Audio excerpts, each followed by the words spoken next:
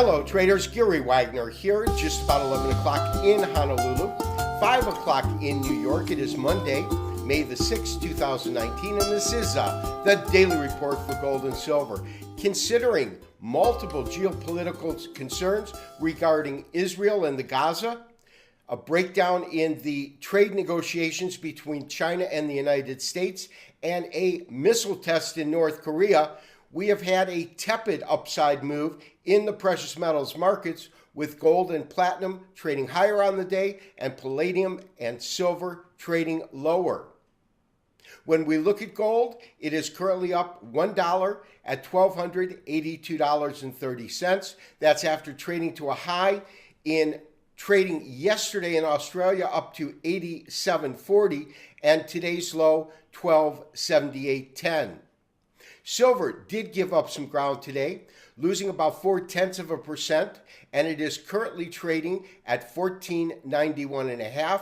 Platinum trading fractionally higher on the day, a gain of about $3.70, still below 900 at $878.50. And lastly, palladium, $1335.10, and that's down approximately $22 on the day.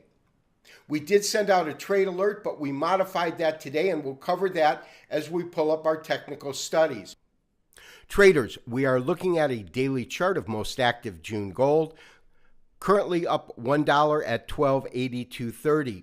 We did send out a special trade recommendation yesterday as the market opened, and it opened and moved sharply higher immediately following the first hour of trading, and we saw it up about $3-4 when we put out the actual trade alert. It actually went up to a high of $12.87, which put it up about $5 to $6 on the day.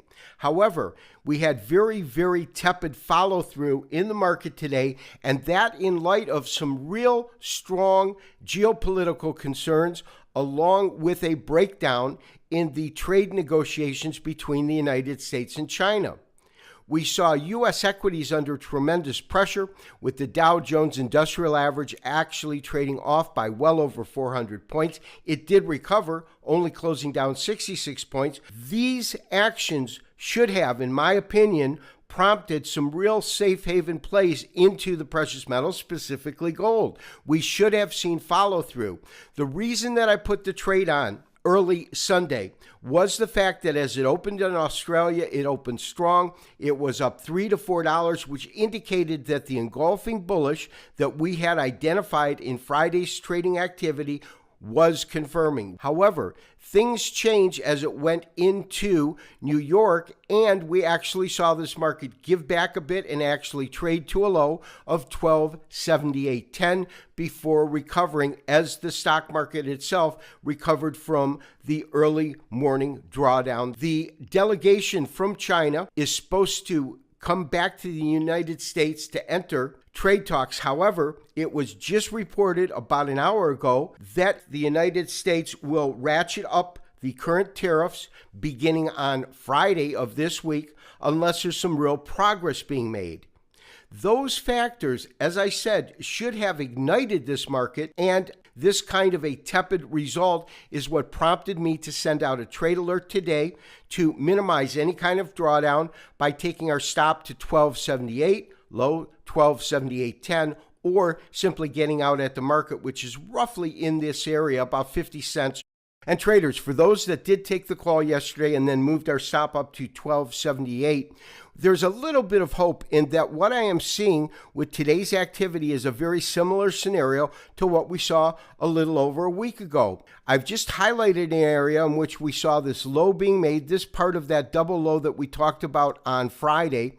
And then the following day, although it's not an engulfing bullish, it is close to it. And what interests me and what I see as a similarity, a potential similarity, is following that we didn't get a strong market move in terms of a confirmation, a confirming candle. That's the red candle that I just highlighted. We saw a decent range in a very, very small bodied candle, and that was followed by a strong up day. And we're looking at a scenario, at least as far as the candlesticks are concerned, that is similar in that we had this pattern form, the engulfing bullish on Friday, and we had a very, very tepid day today in terms of any kind of price gains. And to me, that looks similar to what we saw. However, I would have been more confident in the ability for gold to move to higher ground if in fact we saw strong follow-through. Follow-through was tepid at best, and that was the rationale for modifying our stop today. This is Gary Wagner, wishing you as always good trading, and we will talk to you tomorrow on Tuesday for the next daily update and review. Bye-bye.